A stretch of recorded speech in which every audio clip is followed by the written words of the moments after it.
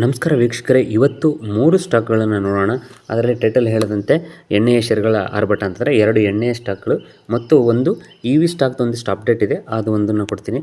ನೋಡಿ, ಇಲ್ಲಿ ನೋಡೋದಾಯ್ತಂದ್ರೆ ನಾವು ಫಸ್ಟ್ ಎಣ್ಣೆ ಸ್ಟಾಕ್ ಅನ್ನೋದು 6 ತಿಂಗಳಲ್ಲಿ ನಿಮಗೆ 196% ಹತ್ತಿರ 200% ಕೇವಲ 6 ಮಂತಲ್ಲಿ ರಿಟರ್ನ್ ಕೊಟ್ಟಿದೆ ಈ ಎಣ್ಣೆ ಸ್ಟಾಕು. ಇದು ಯಾವ ಸ್ಟಾಕು ನೋಡೋಣ, ಇದ್ರ ಡೀಟೇಲ್ಸ್ ನೋಡೋಣ, ಜೊತೆಗೆ ಇನ್ನೊಂದು ಸ್ಟಾಕು, ಅದ್ರ ಜೊತೆಗೆ ಒಂದು EV ಸ್ಟಾಕ್ದು ಏನು ಅಪ್ಡೇಟ್ ಇದೆ ನೋಡೋಣ.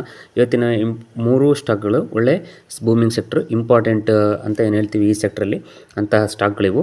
ಅದೇ ಸ್ಟಾಕ್ ಮಾರ್ಕೆಟಲ್ಲಿ ನಾವು ಎಷ್ಟರ ಮಟ್ಟಿಗೆ ಹಣವನ್ನು ಹೂಡ್ತೀವಿ ಅನ್ನೋದಕ್ಕಿಂತ ಇಂಪಾರ್ಟೆಂಟು ನಾವು ಎಷ್ಟು ನಾಲೆಡ್ಜ್ ಇದೆ, ಅಂದರೆ ನಾವು ಸ್ಟಾಕ್ಗಳಲ್ಲಿ ಹಣವನ್ನು ಹೂಡ್ತಾ ಇದ್ದೀವಿ, ಯಾವ ಸೆಕ್ಟ್ರು ಅಂತಕ್ಕಂಥದ್ದು ಭಾಳ ಇಂಪಾರ್ಟೆಂಟ್ ಆಗುತ್ತೆ.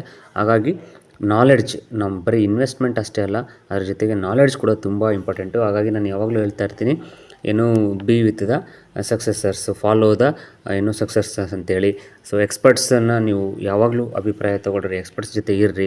ಸ್ಟಾಕ್ ಮಾರ್ಕೆಟಲ್ಲಿ ಒಂದು ಒಳ್ಳೆಯ ದುಡ್ಡನ್ನು ಮಾಡೋದು. ಬನ್ನಿ ಇವತ್ತು ನೋಡಿ. ಮೊದಲನೇ ಅಪ್ಡೇಟು EV ಸ್ಟಾಕ್ದು. ಇದು ಸರ್ವೋಟೆಕ್ ಪವರ್ ಸರ್ವೋಟೆಕ್ ಪವರ್ ಸಿಸ್ಟಮ್ಸ್ದು. ಇದು ಏನಪ್ಪ ಅಂದರೆ update, according to an exchange filing by the company, it has won an order from BESCOM to install DC fast EV charging stations.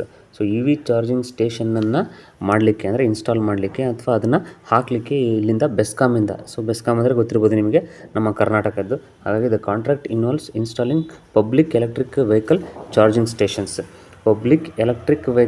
Stations. So ನಿಮ್ಗೆ ಗೊತ್ತಿರ್ಬೋದು, ಈಗ ನಮ್ಗೆ ಹೆಂಗೆ ಪೆಟ್ರೋಲ್ ಬಂಕ್ಸು ಇದಾವೆ, ಅಂದರೆ ನಾವು ಎಲ್ಲಿ ಪೆಟ್ರೋಲ್ ಬಂಕಲ್ಲಿ ಹೋಗ್ತಾ ಪೆಟ್ರೋಲ್ ಖಾಲಿ ಆದರೆ ಬಂಕಲ್ಲಿ ಫಿಲ್ ಮಾಡ್ತೀವೋ, ಆ ಥರ ಅಕಸ್ಮಾತ್ ನಾವು ಚಾರ್ಜಿಂಗ್ ಖಾಲಿ ಆದರೂ ಕೂಡ ಅದನ್ನು ಚಾರ್ಜ್ ಮಾಡಿಸ್ಕೊಳ್ಳಿಕ್ಕೆ ಚಾರ್ಜಿಂಗ್ ಸ್ಟೇಷನ್ಸ್ ಅಂತಲೇ ಆಗ್ತಾಯಿದ್ದಾವೆ, EV charging stations. 11 regional transport office premises across Karnataka. So RTO ಜಾಗಗಳಲ್ಲಿ, ಎಲ್ಲಿ ಅಷ್ಟು 11 RTO ಜಾಗಗಳಲ್ಲಿ ಈಗ ಇನ್ಸ್ಟಾಲನ್ನು ಮಾಡ್ತಾ ಇದ್ದಾರೆ. ಅಂದರೆ ಈಗ ಫಾರ್ ಎಕ್ಸಾಂಪಲ್ ನಾವು ಕಾರು ಅಥವಾ ವೆಹಿಕಲಲ್ಲಿ ಹೋಗ್ತಾ ಇದ್ದೀವಿ, ನಮ್ಮದು ಖಾಲಿ ಆಯಿತು ಅಂತಂದರೆ ಅಲ್ಲಿ ಚಾರ್ಜಿಂಗ್ ಮಾಡೋಂಥದ್ದು, ಸೇಮ್ ಪೆಟ್ರೋಲ್ ಬಂಕ್ ಥರ ಇವು ಚಾರ್ಜಿಂಗ್ ಸ್ಟೇಷನ್ಸ್ ಆಗ್ತಾ ಇದ್ದಾವೆ. So the project will significantly enhance the charging infrastructure for electric vehicles, making it more convenient for electric owners to charge their vehicles across various regions of Karnataka, it's said in a statement. So ಅದೇ same ಹೆಂಗೆ ನಮ್ಗೆ ಖಾಲಿ ಆಯಿತು ಅಂದರೆ petrol bunk, ಆ ಥರ ಇದು. But ಇದು ಟೈಮ್ ಕನ್ಸ್ಯೂಮಿಂಗ್ ಇದೆ. ಸೊ ಆ್ಯಸ್ ಆಫ್ ನಾವು ನೀವು ಪೆಟ್ರೋಲ್ ಬಂಕಲ್ಲಿ ಪೆಟ್ರೋಲ್ ಹಾಕ್ಸ್ಕೊಂಡ್ರೆ ಜಸ್ಟ್ 2 ಮಿನಿಟ್ಸಲ್ಲಿ ನಿಮ್ಮದು ಟ್ಯಾಂಕ್ ಫುಲ್ ಆಗುತ್ತೆ. ಇದು ಆ ಥರ ಅಲ್ಲ, ಇದು takes its own time. So ಹಾಗಾಗಿ ಇದು ಇನ್ನೂ ಟೆಕ್ನಾಲಜಿ, ಅಂದರೆ ಇನ್ನೂ ಫಾಸ್ಟ್ ಚಾರ್ಜಿಂಗ್ ಬರ್ತಾಯಿದೆ. ಹೋಗ್ತಾ ನೆಕ್ಸ್ಟು ಫಾರ್ ಎಕ್ಸಾಂಪಲ್ ಏನಪ್ಪ ಅಂತಾರೆ, ಮುಂದಿನ ದಿನಗಳಲ್ಲಿ ಏನಾಗ್ಬೋದು, ಡಾಬಾಗಳಲ್ಲಿ ಕೂಡ ಒಂದೊಂದು ಚಾರ್ಜಿಂಗ್ ಸ್ಟೇಷನ್ಸ್ ಹಾಕ್ಬೋದು. ಅಂದರೆ ನೀವು ಎಲ್ಲರೂ ಊಟಕ್ಕೆ ಕೂತ್ಕೊಂಡ್ರೆ, ಊಟ ಮಾಡ್ತಿರ್ಬೇಕಾದ್ರೆ ಈ ಕಡೆ ಚಾರ್ಜಿಂಗ್ ಮಾಡಿ, ಆ ಥರ ಒಂದಷ್ಟು ಕಾನ್ಸೆಪ್ಟ್ಸು ಮುಂದೆ ಈ ಥರ ಎಲ್ಲ ಹೋಗ್ತಾಯಿದೆ. ಹಾಗಾಗಿ ಮುಂದಿನ ದಿನಗಳಲ್ಲಿ, ಮುಂದಿನ ವರ್ಷಗಳಲ್ಲಿ, ಕೆಲವು ವರ್ಷಗಳಲ್ಲಿ ಒಂದು ಬೂಮಿಂಗ್ ಸೆಕ್ಟರ್ ಇದು. ಮುಂದೆ ತುಂಬ ಫ್ಯೂಚರ್ಸ್ ಇರ್ತಕ್ಕಂಥ ಸ್ಟಾಕ್ ಕೂಡ ಇದು. ಸೊ ಹಾಗಾಗಿ ಸರ್ವೋಟೆಕ್ ಪವರ್ ಸಿಸ್ಟಮ್ಸು ಯಾರು ಶೇರ್ ಹೋಲ್ಡರ್ಸ್ ಇದ್ದಾರೆ ಆಲ್ರೆಡಿ, ನಮ್ಮ ಸಬ್ಸ್ಕ್ರೈಬರ್ಸಲ್ಲಿ ನನಗನ್ಸಿದ ಮಟ್ಟಿಗೆ ಮೋರ್ ದೆನ್ 50% ಸಬ್ಸ್ಕ್ರೈಬರ್ಸ್ ಇದು ಸ್ಟಾಕನ್ನು ಹೋಲ್ಡ್ ಮಾಡ್ತೀರಾ, ಅವರೆಲ್ಲರಿಗೂ ಗುಡ್ ನ್ಯೂಸು. ಮತ್ತು ಹೊಸಬ್ರು ಎಂಟ್ರಿ ಆಗಬೇಕಂದ್ರೆ ಖಂಡಿತವಾಗೂ ಇದರಿಂದ ಪೂರ್ತಿ ಒಂದು ಸ್ಟಾಕ್ನ ಡಿಟೇಲ್ ಅನಾಲಿಸಿಸ್ ಮಾಡ್ಕೊಳ್ಳಿ. ಸೊ ಜೊತೆಗೆ ನಾನು ಹೇಳ್ತಿರ್ತೀನಲ್ಲ ಯಾವಾಗಲೂ, be with the experts, follow the successors. So ನೀವು ಸ್ಟಾಕ್ ಮಾರ್ಕೆಟಲ್ಲಿ ಒಳ್ಳೆಯ ನಾಲೆಡ್ಜ್ ಇರ್ತಕ್ಕಂಥವ್ರನ್ನ ಮಾಹಿತಿ ತೊಗೊಂಡು, ಸೆಬಿ ರಿಜಿಸ್ಟರ್ ಅನಲಿಸ್ಟ್ ಅವ್ರನ್ನ ಕನ್ಸಲ್ಟ್ ಇಟ್ಕೊಂಡು ನೀವು ಮುಂದುವರಿರಿ. ಸೊ ಇವತ್ತಿನ ಫಸ್ಟ್ನೇ ಸ್ಟಾಕು ಸರ್ವೋಟೆಕ್ ಪವರ್ ಸಿಸ್ಟಮ್ಸ್, ಇದನ್ನು ಸ್ಟಡಿ ಮಾಡಿ. ಎರಡನೇ ಸ್ಟಾಕು ಎಣ್ಣೆ ಸ್ಟಾಕ್ ಅಂತಂದರೆ ಲಿಕ್ಕರ್ ಇದು. ಸೊ ಈ ಲಿಕ್ಕರ್ ಸ್ಟಾಕು ನಿಮ್ಗೆ ಗೊತ್ತಿರ್ಬೋದು, ಇದು ಏನಪ್ಪ, ಸತ್ರು ಕುಡಿತಾರೆ, ಬದುಕಿದ್ರು ಕುಡಿತಾರೆ, ಖುಷಿ ಬಂದರೂ ಕುಡಿತಾರೆ, ಏನೇ ಒಂದು ಸಿಹಿ ಘಟನೆಗೂ ಕಹಿ ಘಟನೆಗೂ ಕುಡಿತಾರೆ. ಹಾಗಾಗಿ ಕುಡುಕರು ಕಡಿಮೆ ಆಗಲ್ಲ, ಕುಡುಕರು ಜಾಸ್ತಿ ಆಗ್ತಾನೆ ಹೋಗ್ತಿದ್ದಾರೆ. ರೀಸೆಂಟ್ ಟೈಮ್ಸಲ್ಲಿ ನೀವೆಲ್ಲ ಅಬ್ಸರ್ವ್ ಮಾಡ್ತಾಯಿದ್ರೆ 9th 10th SSLC ಪಾಸ್ ಆದಂಥ PUC ಇರ್ತಕ್ಕಂಥ ಹುಡುಗರೆಲ್ಲ ಬೀರ್ ಕುಡಿಯೋಕ್ಕೆ ಸ್ಟಾರ್ಟ್ ಮಾಡಿದ್ದಾರೆ.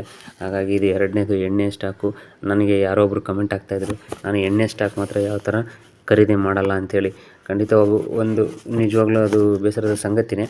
ಬಟ್ ಆದರೂ ಆ್ಯಸ್ ಎ ಇನ್ವೆಸ್ಟರ್ ನಾವು ಬಿಸ್ನೆಸ್ ಅಂತಿದ್ದಾಗ ಯಾವ್ದು ರಿಟರ್ನ್ಸ್ ಕೊಡ್ತಾಯಿದೆ ಅಂತ ನೋಡ್ತಿರ್ತೀವಿ. ಹಾಗಾಗಿ ಇದು ಲಿಕ್ಕರ್ ಸ್ಟಾಕ್, ಇದು Tilak Nagar industries.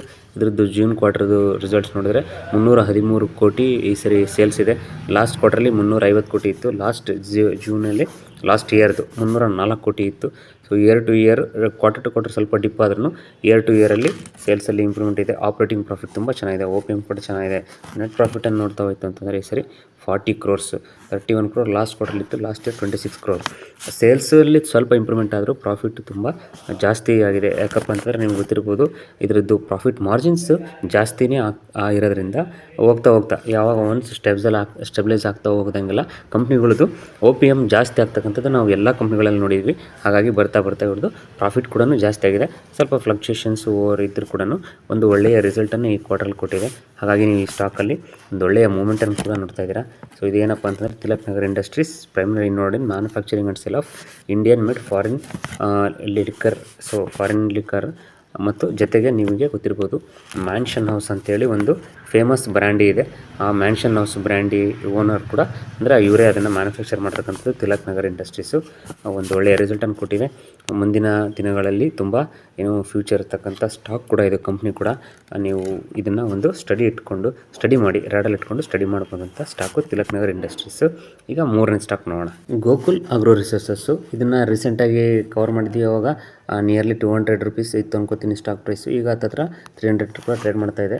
At Gokul agro there is something for everyone. You bring a wide range of oils such as soybean oil, kachi, ghani, mustard oil, sunflower oil, cottonseed oil, groundnut oil, rice bran oil, premium monospati and palmolin oil to suit our cooking style and requirements. Explore this rich variety of cooking oil, deep frying oil and confectionery products under renowned brands like Vita Life. ಇವರು ಬ್ರ್ಯಾಂಡ್ಗಳು. So Vita Life, Rich Field, Mahek, Pride, Bisco Pride, Puff Pride and ಝೈಕಾ.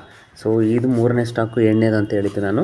ಇದು ನೀವು ಗೊತ್ತಾಯಿತು ಅಡುಗೆ ಎಣ್ಣೆ, ಅಡುಗೆಯಲ್ಲಿ use ಮಾಡ್ತಕ್ಕಂಥ ಎಣ್ಣೆಯನ್ನು. ಸೊ ಪಾಮ್ ಆಯಿಲು, ಇವ್ರದ್ದು ಗ್ರೌಂಡ್ನಟ್ ಆಯಿಲು, ಪ್ರತಿಯೊಂದು ಎಣ್ಣೆಯನ್ನು ಮ್ಯಾನುಫ್ಯಾಕ್ಚರ್ ಮಾಡ್ತಾರೆ ಇವರು. ಯಾವುದು ಗೋಕುಲ್ ಆಗ್ರೋ ರಿಸೋರ್ಸಸ್ಸು. ಒಂದು ಒಳ್ಳೆಯ ಫೈನಾನ್ಷಿಯಲ್ ಟ್ರ್ಯಾಕ್ ರೆಕಾರ್ಡನ್ನು ಮೇಂಟೈನ್ ಮಾಡ್ತಾ ಇದ್ದಾರೆ. ರೀಸೆಂಟ್ ಡೇಸಲ್ಲಿ ನೀವು ನೋಡಿದ್ದೀರಾ, ತುಂಬ ಒಳ್ಳೆಯ ಇದೆ. 6 ಮಂತ್ಸಲ್ಲಿ ಹತ್ತಿರ 190% ರಿಟರ್ನ್ ಕೊಟ್ಟಿದೆ. ಇದು ಕೂಡ ನೀವು ಮುಂದೆ ಒಂದು ಒಳ್ಳೆಯ ಸ್ಕೋಪ್ ಇರ್ತಕ್ಕಂಥ ಸೆಕ್ಟರ್ ಇದು. ಹಾಗಾಗಿ FMCG, ಅಂಡರ್ FMCG.